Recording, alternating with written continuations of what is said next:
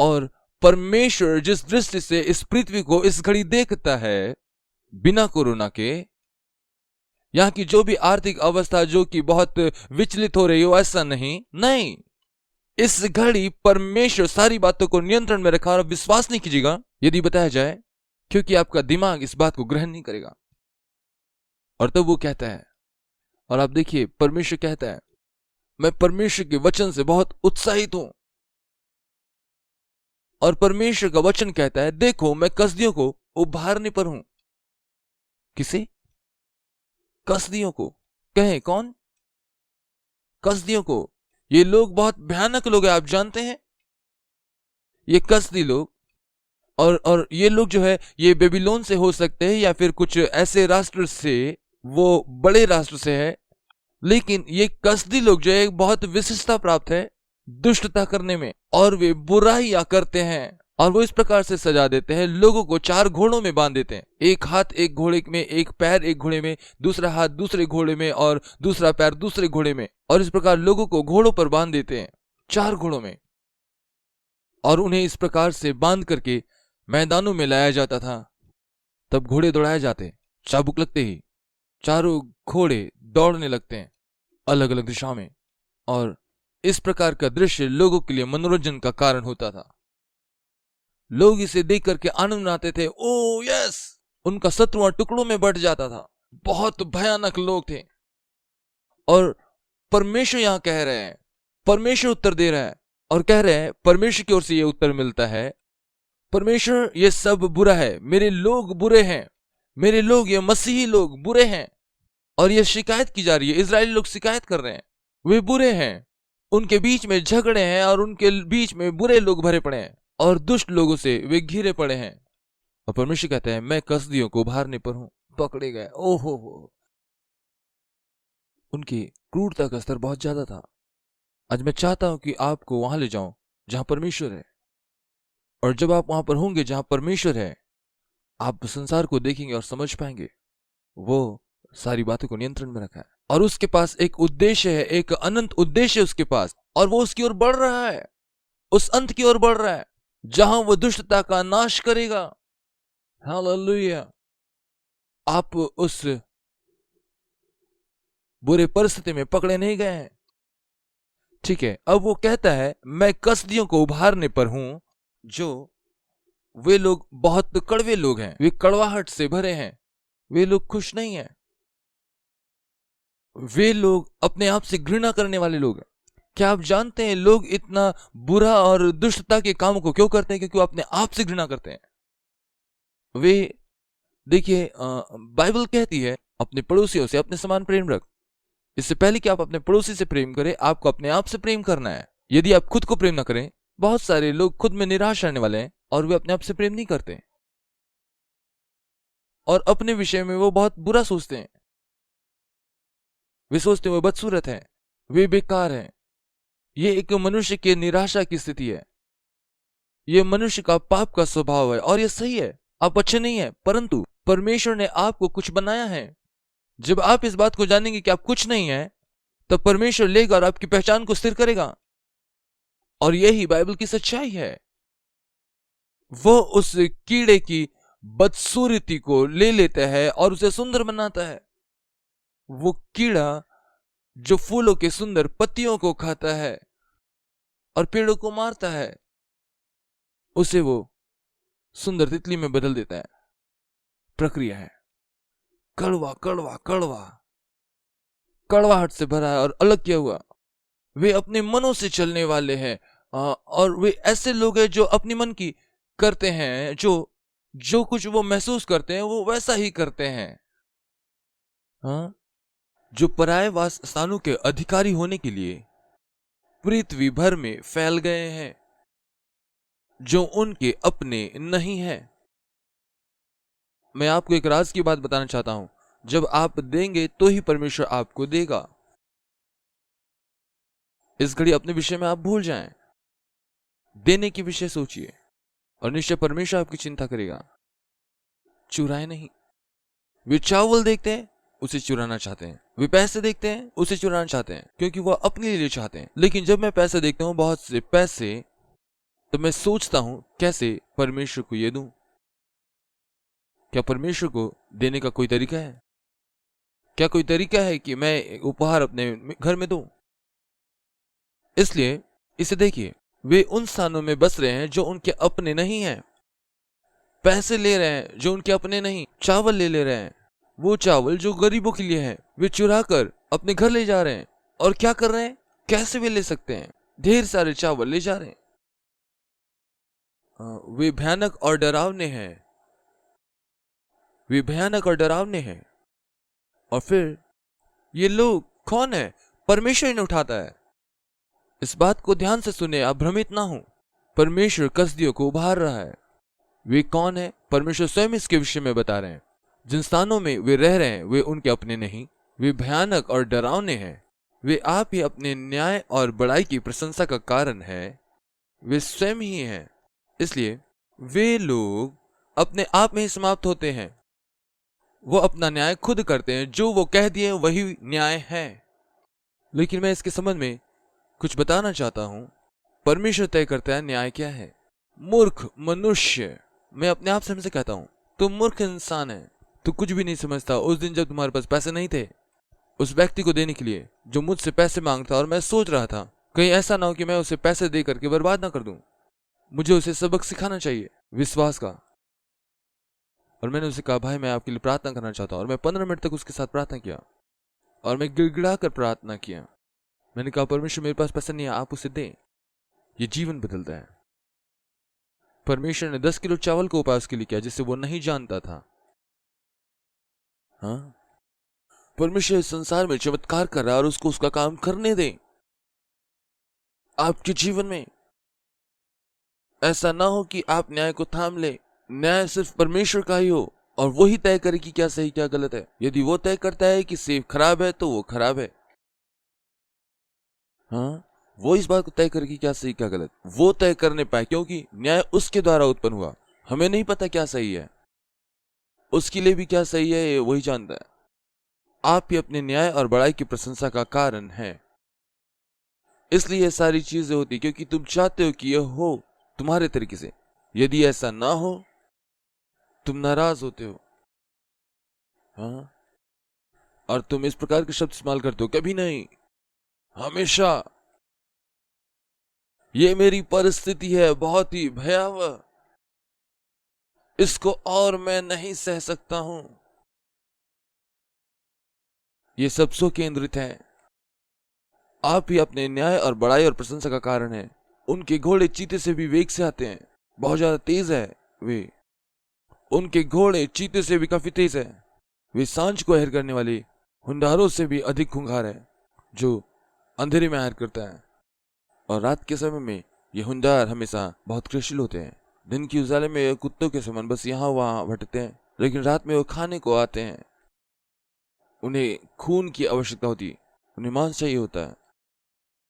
और उनके घोड़े इस प्रकार हैं। उनके घोड़े बड़े गर्व से आगे बढ़ रहे हैं। वे पीछे नहीं जा रहे वरन आगे बढ़ रहे हैं और अहेर पर झपटने वाले उकाब के समान झपट्टा मारते हैं अन्य लोगों पर। सामने की ओर मुख किए हुए वे आगे बढ़े चले जाते हैं। उस एक दिशा की ओर बढ़े चले जाते हैं और बंदियों को बालू के किनकों के समान इकट्ठा करते हैं। उन दिनों में वो बंदियों को इकट्ठा करते थे और जब कभी वे किसी नगर के ऊपर जीत हासिल करते थे, वे वहां के मजबूत लोगों को और सुंदर स्त्रियों को बंदी बनाकर ले जाते थे गुलाम के रूप में। उन्हें इकट्ठा करते हैं गुलाम की तरह, जैसे बालू की इकट्ठा करते हैं। हाँ, राजाओं को ठट्टों में उड़ाते और हाकिमों का उपहास करते हैं। वे शासकों को ठट्टों में उड़ाते हैं, हाकिमों को उपहास करते हैं। और वे सब दृढ़ गढ़ों को तुच्छ जानते थे जो वहां की राजधानी या मुख्य शहर के चारों ओर बनी रहती थी। वे इसको तुच्छ जानते थे। ये दीवार, इसे तो मैं ध्वस्त कर दूंगा, ऐसा कहा करते थे। हाँ, कुछ भी चीज किसी की ना होगी वरन सब कुछ मैं हथिया लूंगा। हाँ, तो कैसे चावल दे सकता है? मैं ले लूंगा। हाँ, तू कैसे सब्जियां दे सकता है? मैं ले लूंगा उसे। हाँ, आज के समय में ईमानदार लोगों को ढूंढना ये कठिन हो गया। वैसे लोगों को ढूंढना जो बाहरी दृष्टिकोण रखते हैं कठिन हो गया है। मैं देना चाहता हूँ, जितना हो सके मैं देना चाहता हूँ। हाँ, मेरे पास वेतन नहीं है लेकिन मैं देना चाहता हूँ। हाँ, मैं चाहता हूं कि आपके पास में स्वाभाविक अनुभूति हो कि आप दूसरों के लिए चीजें करें, और वो भी पवित्र आत्मा के प्रेम से वशीभूत होकर, और ये आत्मा के फल का भाग होने पाए। ये आपके जीवन में स्वाभाविक रूप से आने पाए, ये आपके जीवन का भाग होने पाए, और लोग इस बात को जानने पाए कि आप एक परिवर्तित व्यक्ति हैं।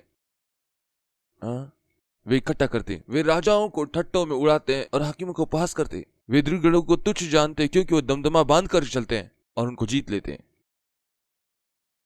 तब वे वायु के समान चलते हैं और मर्यादा छोड़कर दोषी ठहरते हैं क्योंकि उनका बल ही उनका देवता है। हाँ, वे लोग भयानक लोग हैं। कौन उन्हें उठा रहा है? मुझे बताया कौन उन्हें उठा रहा है? ये तो परमेश्वर है जो उन्हें उठा रहा है। कौन कह रहा है कि मैं इसे उठा रहा हूं? परमेश्वर। और वो कहता है मैं कसदियों को उभार रहा हूं। हाँ, भविष्यवक्ता अचंभित होता है। अब वो दूसरा सवाल पूछता है। हबक्कूक 1:12 और 13। हे मेरे प्रभु यहोवा, हे मेरे पवित्र परमेश्वर, क्या तू अनादिकाल से नहीं है?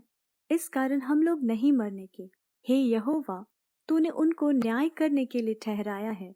हे चट्टान, तूने उलाहना देने के लिए उनको बैठाया है। तेरी आंखें ऐसी शुद्ध है कि तू बुराई को देख ही नहीं सकता और उत्पात को देखकर चुप नहीं रह सकता। फिर तू विश्वासघातियों को क्यों देखता रहता, और जब दुष्ट निर्दोष को निगल जाता है तब तू क्यों चुप रहता है?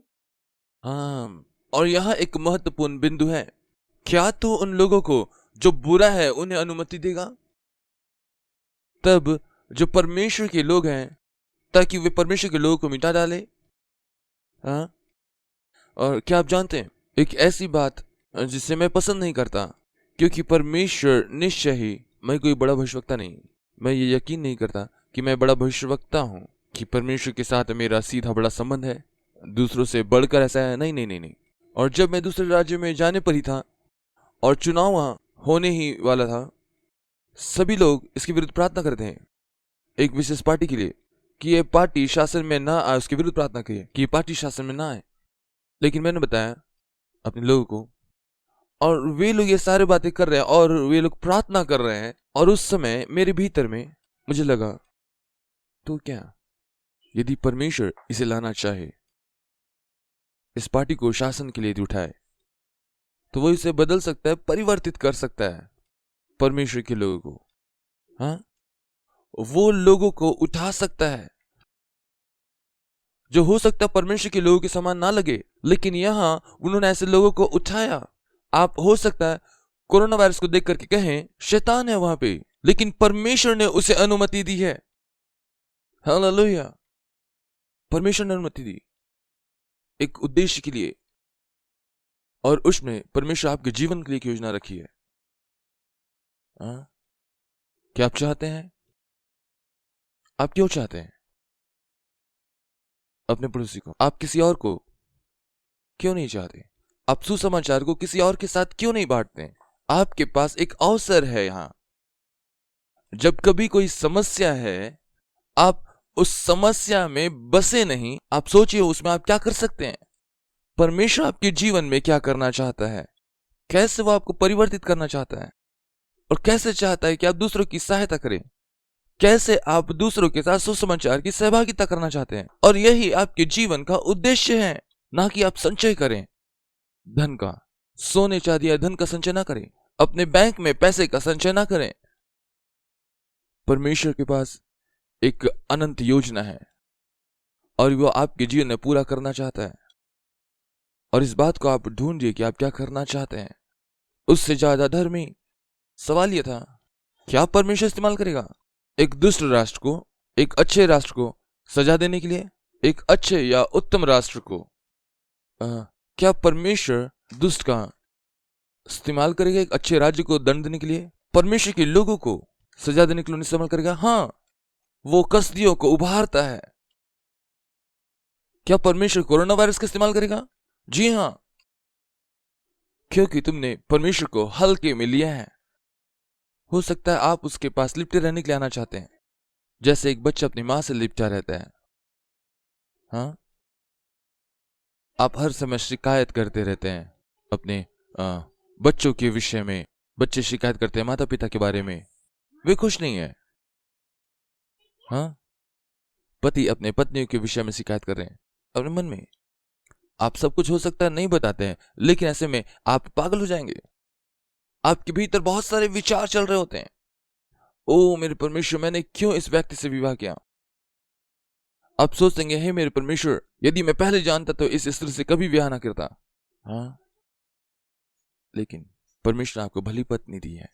सारी भलाइयों को देखें और उन भलाई के लिए तारीफ करें। सारे भलाइयों को देखें जो आप अपने पति से प्राप्त करते हैं। अपने बच्चों की सारी भलाई को आप देखें।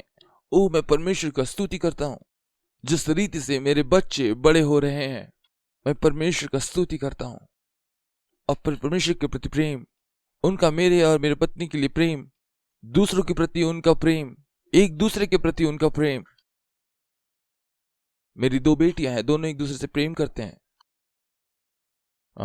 हो सकता है उनके बीच में कुछ बातों में ईर्ष्या है, कुछ भी, लेकिन उसकी तुलना नहीं करते हैं, एक दूसरे से प्रेम करते हैं। कितना आनंद है ऐसा देखना है कि वो हमेशा लड़ रहे हैं, वह वह वह वह। नहीं, ऐसा नहीं है। नहीं, एक पल के लिए होता है और जल्द ही इसका अंत हो जाता है। इन चीजों को आप देखें, उसके प्राण को देखिए। कहने का मतलब उसका प्राण कितना कठोर है। वो उसके जीवन में सही नहीं है, लेकिन धर्मी लोग विश्वास से जीवित रहेंगे। यदि आप इसे अनुभव करें, अभी आप हबक्कूक को देखिए, वो आशाहीनता में है। अब वो उसी समान परिस्थिति को देख रहा है और उसके जीवन में एक परिवर्तन आ रहा है। वो क्या कह रहा है? एक प्रक्रिया हो रही है, एक जीवित प्रक्रिया उसके जीवन में हो रही है। यहां हम पढ़ रहे हैं, देखिए हबक्कूक 2 उसका 4था वचन। देखो उसका मन फूला हुआ है। किसका मन? कसदियों का मन। उसका मन सीधा नहीं है, परंतु धर्मी, दूसरी ओर धर्मी लोग विश्वास से जीवित रहेंगे। विश्वास आशा की हुई वस्तुओं का निश्चयता और अनदेखी वस्तुओं का प्रमाण है। हाँ, इब्रानी हबक्कूक 2:5। दाखमधु से धोखा होता है। अहंकारी पुरुष कभी अपने घर पर नहीं रहता। उसकी लालसा अधलोक के समान पूरी नहीं होती। यहां जैसा लिखा है, कोई भी बात उसको संतुष्ट नहीं कर सकती और मृत्यु के समान उसका पेट नहीं भरता। जी हाँ, कभी नहीं, कभी नहीं। वो लगातार और लगातार और चाहता है। वैसा ही तुम चाहते हो। आप परमेश्वर से खुश नहीं होते जो उसने आपको दिया। उसने आपको बहुत सारी बातें दी जो शायद दूसरों के पास नहीं है। उसने आपको ऐसी पत्नी दी जो आपसे प्रेम करती है। आपका अकेलापन वो आपके जीवन से चला गया। वो आपके लिए है वहां। किसने दिया? आपके बच्चों के विषय में सोच रही है, उन्हें प्रेम कर रही है, उन्हें बढ़ा रही है, उन्हें सिखा रही है, ताकि इस दुनिया में वह अच्छे स्त्री और पुरुष बन करके निकले। और आप कितने ही अच्छे परिस्थिति में पाए जाते हैं। वो परमेश्वर आनंदित करने वाला है। और आप ऐसा कह रहे हैं क्योंकि आप में विश्वास की कमी है। आपका विश्वास चला गया है। कई लोग परमेश्वर के सेवक, उसका दास बनने से पहले आपका विश्वास ज्यादा था जब आपने यीशु को उद्धारकर्ता के रूप में ग्रहण किया। आज अपने लिए आप धन संपत्ति का संचय कर रहे हैं क्योंकि आप डर रहे हैं कि आप इसे खो देंगे। इसलिए आप हर समय भयभीत हैं। आपको डरने की जरूरत नहीं है। ये वही परमेश्वर है। फिर हबक्कूक 2:12। हाय उस पर जो हत्या करके नगर को बनाता और कुटिलता करके गढ़ को दृढ़ करता। देखो क्या सेनाओं को यहोवा की ओर से यह नहीं होता कि देश के लोग परिश्रम तो करते परंतु आग का कौर हो जाते हैं, और राज्य राज्य लोगों के परिश्रम व्यर्थ ठहरता है। क्योंकि पृथ्वी यहोवा की महिमा के ज्ञान से ऐसी भर जाएगी जैसे समुद्र से जल भर जाता है। आप मेरे साथ में गा सकते हैं, क्योंकि पृथ्वी, मेरे साथ कहें, क्योंकि पृथ्वी यहोवा के महिमा के ज्ञान से ऐसी भर जाएगी जैसे समुद्र जल से भर जाती है। हालेलुया, कहें आमेन। आमेन कहें। जब आप इस दुनिया को देखते हैं, वो दिखने में बहुत भयानक लगता है, वो भयावह है, लेकिन अचानक उस देखने के क्रम में ऐसा होता है जहां वो शिकायत कर रहा था और प्रार्थना कर रहा था, और इसी प्रक्रिया के दौरान वो यह अनुभव करना आरंभ करता है परमेश्वर की सच्चाई को। क्या आपने परमेश्वर की सच्चाई को महसूस किया, या फिर वो आपके लिए बहुत ही छोटा है? क्या आपने अपने परमेश्वर को माचिस के डब्बे में रखा है? हाँ? जो महत्वपूर्ण बिंदु है वो यह है, जब वो दूसरे देवताओं के साथ परमेश्वर की तुलना करता है, वो ठहर जाता है। खुदी हुई मूर्त में क्या लाभ देखकर बनाने वाले ने उसे खोदा है।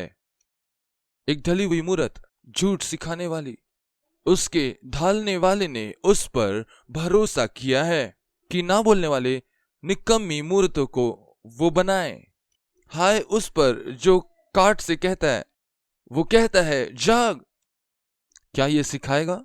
देखो, वो सोने और चांदी से मढ़ा हुआ है, परंतु उसमें आत्मा नहीं है। फिर वो परमेश्वर को देखता है, परंतु यहोवा अपने पवित्र मंदिर में है। समस्त पृथ्वी उसके सामने शांत रहे।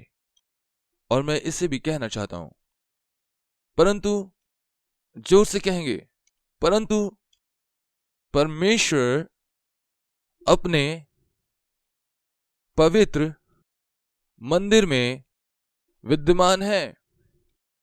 समस्त पृथ्वी उसके सामने शांत रहे। हालेलुया। ये एक महत्वपूर्ण बिंदु है। अचानक से यहां पे हबक्कुक इन सारी बातों को देख रहा है स्थिरता के साथ, अपने आंतरिक समझ के साथ कि वो परमेश्वर कौन है। अचानक से परमेश्वर कहता है, राष्ट्र को देखो, मैं बड़े काम करने जा रहा हूं, मैं कसदियों को उभारने पर हूं। तू कैसे कसदियों को ला सकते? वो बुरे लोग हैं, अच्छे लोगों को सजा देने के लिए ऐसा कैसे कर सकते हो? मैं कर सकता हूं, मैं जो चाहे वो कर सकता हूं, मैं परमेश्वर हूं। ये व्यक्ति शिकायत कर रहा है और लगातार परमेश्वर से सवाल पूछ रहा है, एक प्रार्थना करने वाला व्यक्ति, जबकि परमेश्वर अपने पवित्र मंदिर में है। आज मैं चाहता हूं कि आप ये समझें कि परमेश्वर अपने सिंहासन पर विराजमान है। हालेलुया। परमेश्वर अभी अपने सिंहासन पर है। हालेलुया। इसे कहें, परमेश्वर वह अब भी अपने सिंहासन पर है। हालेलुया। इसके बाद प्रार्थना, और मैं चाहता हूं कि मैं इसको थोड़ा छोटा करूं, क्योंकि मैं इसे तमिल में भी करना चाहता हूं। हबक्कुक 3 उसका 1, और प्रार्थना जो हबक्कुक की प्रार्थना यहां हम देखेंगे, जो सिग्नोत की रीति पर थी, उसके सवालात, उसका विश्वासहीनता, ये सारी बातें, उसका निराशा, इन सारी बातें चल रही थी। और तो वो प्रार्थना करना आरंभ करता है। सवाल पूछने वाला व्यक्ति अब प्रार्थना करता है, और प्रार्थना के प्रक्रम में आनंदित हो रहा है। हाँ? और फिर हबक्कुक 3 उसका 2, हे यहोवा, मैंने तेरी कीर्ति सुनी है और तेरे कामों को देखकर मैं डर गया। प्रभु, सिर्फ ये बात नहीं, इन कसदियों से नहीं, इन लोगों से नहीं, इनका तो अपना अंत होगा, लेकिन तेरे कामों को देखकर डर गया। और परमेश्वर का अपना एक योजना है, और निश्चय वो न्याय लाएगा, वो दंड लाएगा कसदियों के ऊपर में भी। और कसदियों के ऊपर जो दंड आएगा वो सबसे बुरा होगा, किसी और से भी बढ़कर। पूरा संसार उनके विरुद्ध बातें करेगा, यही कहा गया है। वे सारी बुरी बातें जो अभी कुछ नहीं कह रही हैं, वे सारी की सारी बातें कसदियों के विरुद्ध में कहेंगे, और लहू दिखेगा जो इन लोगों के द्वारा बहाया गया, इन दुष्ट लोगों के द्वारा, वे उसके विरुद्ध में बातें करेंगे। आज हम इसके विषय में बातें कर रहे हैं, क्योंकि ये बात परमेश्वर ने सोच रखी है। हे यहोवा, मैंने तेरी कीर्ति सुनी और तेरे कामों को सुनकर मैं डर गया। प्रभु, वर्तमान युग में अपने काम को पूरा कर, इस कोरोना के कंफ्यूजन में अपने कार्य को पूरा कर। इसे ग्रहण करें। इस युग में तू इसको प्रकट कर, क्रोध करते हुए दया का स्मरण कर। अब जानते हैं, इस समय में और मैं निश्चय विश्वास करता हूं कि इस रीति से परमेश्वर का क्रोध कम होगा, जिस प्रकार हबक्कुक के समय हुआ। हाँ, वो अनुमति देता है चीजों को और सारी संसार को, ब्रह्मांड को नियंत्रित करता है जैसा वो चाहता है। आप परमेश्वर के पास इसलिए जाते हैं क्योंकि वो जो है, इसलिए नहीं कि वो जो करता है। हबक्कुक परमेश्वर के पास इसलिए गया क्योंकि वो जानता है परमेश्वर क्या है, इसलिए नहीं कि हबक्कुक क्या है या अन्य चीजें क्या है। समस्या यहां पर है, नहीं नहीं, वो इसलिए परमेश्वर के पास गया क्योंकि वो जानता वो कौन है, क्योंकि उसने परमेश्वर को सिंहासन पर विराजमान देखा। और इसके बाद वो परमेश्वर के गुणों के विषय में बातें करता है।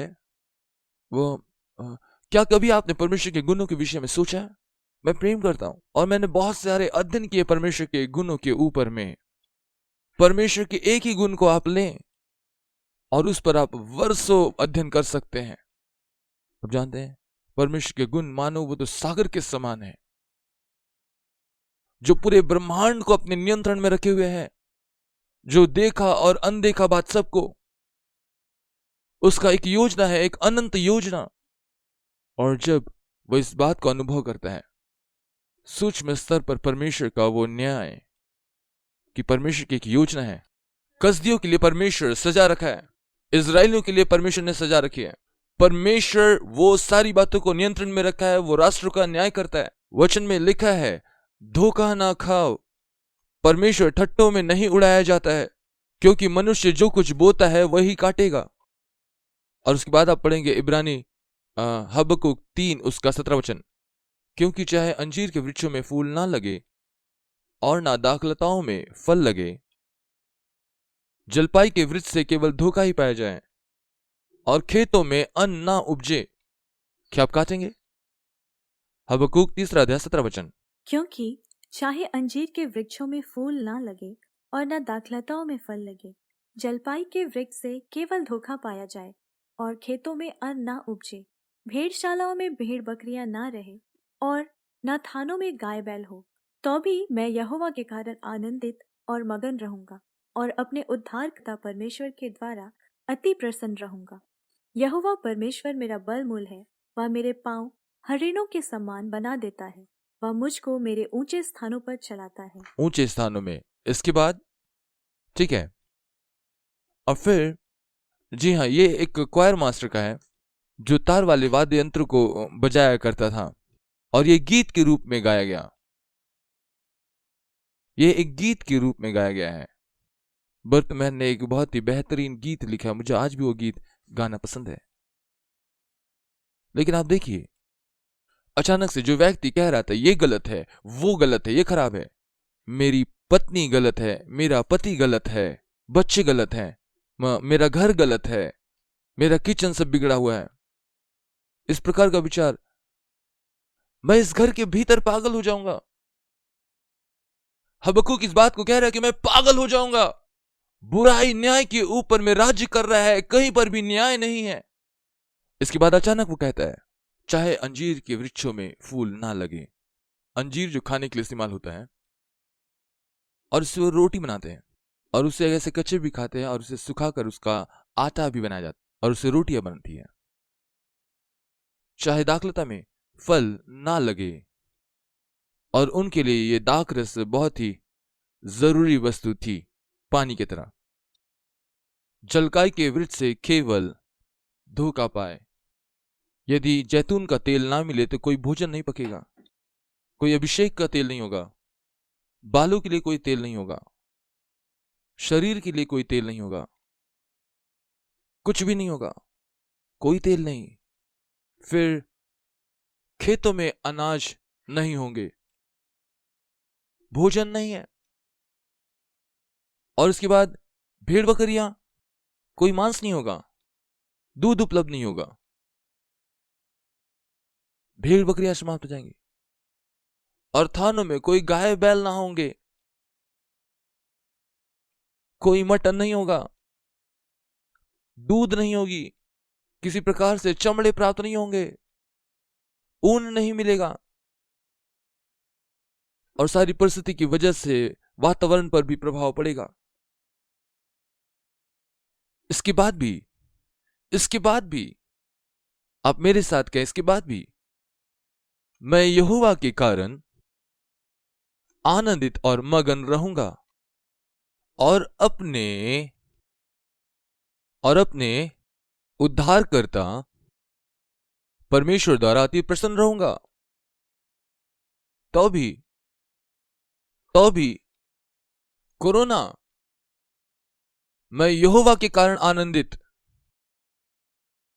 और मगन रहूंगा और अपने उद्धारकर्ता के द्वारा अति प्रसन्न रहूंगा। क्यों? क्या तुम पागल हो? क्या तुम मूर्ख हो? क्या तुम अंधे हो? नहीं नहीं नहीं नहीं नहीं नहीं। तुमने ये देख लिया कि परमेश्वर वास्तव में कौन है। वो अपने मंदिर में विराजमान है, मेरे जीवन के सारी बातों को नियंत्रित रखा है और पूरी ब्रह्मांड को नियंत्रित करता है। और फिर परमेश्वर मेरे सामर्थ का परमेश्वर है। मेरा सामर्थ मेरे पैसे से नहीं है। हाँ, बहुत से लोग सोचते हैं कि उसके बैंक में जो उनका पैसा है वही उनके भविष्य की सारी समस्याओं का उत्तर है। कोरोना आया, वो सब खत्म हो गया। विज्ञान, उसमें शायद इसका उत्तर हो। नहीं, परमेश्वर मेरा सामर्थ है। वो मेरे पांव को हिरनी के समान बना देता है, हिरनी के समान बनाता है। इसका मतलब है कि हिरनी के पांव, जब आप हिरन को देखेंगे, वो एक स्थान से कूदकर लगभग 30 फीट तक छलांग लगा सकता है और एक हिरन लगभग 60 फीट की दूरी छलांग लगाता है। हाँ? उसके जांग की जो मांसपेशियां होती है वो काफी मजबूत होती है और वो छलांग लगाता है, जिसकी वजह से वो 60 फुट की दूरी छलांग लगाता है। और वो भी पहाड़ों के ऊपर में, उन ऊंची जगहों में वो चलता है। आप सोच रहे होंगे, शायद आप प्रार्थना करते हो, प्रभु मुझे आप बड़ा बनाइए।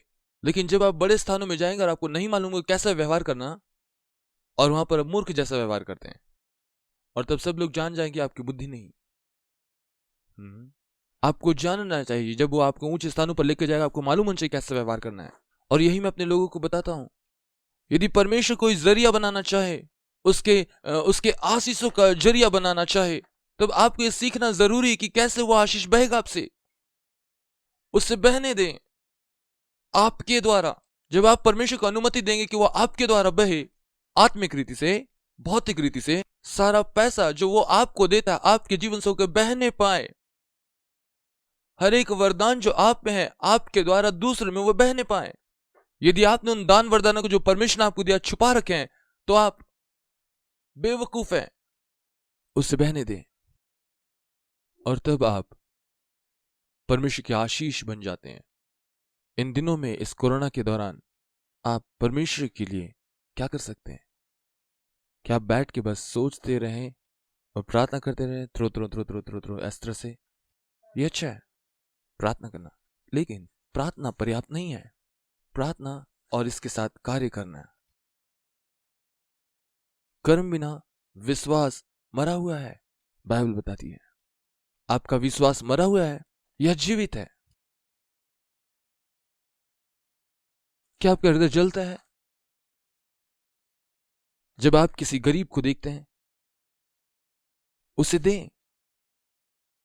कल किसी ने मुझसे कहा, उसने मुझे फोन किया और कहा, भैया धन्यवाद जो आपने मुझे चावल दिए थे ताकि मैं उसे लोगों में बांट दूं, लेकिन हम उस चावल के साथ उन्हें सब्जियां भी दे रहे हैं और इसे हम बहुत से लोगों को दे रहे हैं। हालेलुया। उसके समान बने, उस व्यक्ति के समान हो। आप क्या करने वाले इतने साधनों के साथ? क्या आप सड़ जाएंगे तो उसे लेकर के जाएंगे अपने साथ? क्या आपके संबंधी खुश हो जाएंगे इन सारी बातों की यदि आप सहेज करके रखेंगे तो? उसने बहुत कुछ बचा कर कहा। हाँ, कल मैं एक गैर मसीह व्यक्ति के साथ था और वो कह रहा था, पिताजी आप बहुत लकी हैं, आपके पास कोई समस्या नहीं। और मुझे उसके लिए बहुत दुख हो रहा था। वो सौभाग्यशाली क्योंकि वो धनी है, लेकिन वो कुछ भी नहीं देता। वो सिर्फ अपने विषय में ही सोचता है। आज आप बाहर के विषय में आप सोचिए। सबसे पहले आप परमेश्वर को देखिए, वो कौन है। दूसरी बात, आप लोगों को देखिए और उनकी जरूरतों को देखिए, और वो आपको ऊंचे स्थानों में ले जाएगा। और सिर्फ उतना ही नहीं, वो आपको सिखाएगा, और वो आपको सिखाएगा कि कैसे ऊंचे स्थानों में चला जाता है, बड़े लोगों के साथ कैसे व्यवहार किया जाता है। ऊंचे स्थानों में लेकर के जाएगा। हाँ, आपका स्थान नीचा नहीं है, वो ऊंचा स्थान है। आपके लिए एक उद्देश्य है। हालेलुया। जब आप इस वचन को मेरे पीछे दोहराएंगे और उसके बाद हम समाप्त करेंगे। हबक्कुक 3 उसका 17 वचन हम इसे एक साथ पढ़ेंगे। और आप जो हमें देख रहे हैं अपने बाइबल खोल लें। हबक्कुक उसका 3 अध्याय। हबक्कुक ये पुराने नियम में है और ये छोटे भविष्यवक्ता की किताब है और अंतिम भाग में है। और आप निकाल ले हबक्कुक 3 उसका 17 वचन और 19 तक हम लोग पढ़ेंगे एक साथ। चाहे अंजीर के वृक्षों में फूल ना लगे, जोर से पढ़ें, और ना दाखलताओं में फल लगे, जलपाई के वृक्ष से केवल धोखा पाया जाए और खेतों में अन्न ना उपजे, भेड़शालाओं में भेड़ बकरियां ना रहे और ना थानों में गाय बैल हो, तो भी मैं यहोवा के कारण आनंदित और मगन रहूंगा और अपने उद्धारकर्ता परमेश्वर के द्वारा अति प्रसन्न रहूंगा। यहोवा परमेश्वर मेरा बलमूल है, वो मेरे पांव को हिरणों के समान बना देता है और मुझे ऊंचे स्थानों में ले चलता है। और इस गीत को मैं बाद में कभी आपके लिए गाऊंगा, लेकिन ये बहुत ही खूबसूरत गीत है। प्रभु आज के लिए धन्यवाद। हबक्कुक के जीवन के लिए धन्यवाद। हबक्कुक के जीवन से जो शिक्षा पाई उसके लिए धन्यवाद। हम सारे सवालों को पूछ रहे थे, उत्तर केवल तुझ में है। सहायता कीजिए कि हम आपकी ओर देख सकें और चकित हो, अचंभित हो कि तू ही परमेश्वर है जो सब नियंत्रित रखा है। तू इस पृथ्वी का शासन करने वाला है। जो भी कि शैतान अस्थायी रूप से दिखा रहा है कि वो ही शासक है, तू ही राजाओं का राजा है और हम तेरी महिमा करते हैं, क्योंकि आपका राज्य हमारे जीवन में आता है। आपका राज्य हमारे घर पर आया है, आपका राज्य हमारी कलीसिया में आया है और वहां से तू हम पर राज्य करता है। और ये संसार आपके चरणों के नीचे है और स्वर्ग से तू देखता है और मनुष्य पर हंसता है, उसके बहुत ही खामों पर। उसका मूर्ख मन ये कहता है कि कोई परमेश्वर नहीं। परमेश्वर, हम जानते हैं आप कौन है और उसमें ही हमें विश्राम मिलता है। धन्यवाद हमारी सहायता करने के लिए, हम दूसरों की सहायता कर सकें। सहायता करके हम बहुतों को मसीह पे ले आए। हमारे वरदानों को आप इस्तेमाल करें। धन्यवाद प्रभु आज जहां पर हम हैं उसके लिए। यीशु के नाम में प्रार्थना करते हैं, आमीन। परमेश्वर पिता का प्रेम, पुत्र यीशु मसीह का अनुग्रह और पवित्र आत्मा की शांति और सहभागिता हमें से हर एक के साथ सदा सर्वदा तक होती रहे, आमीन।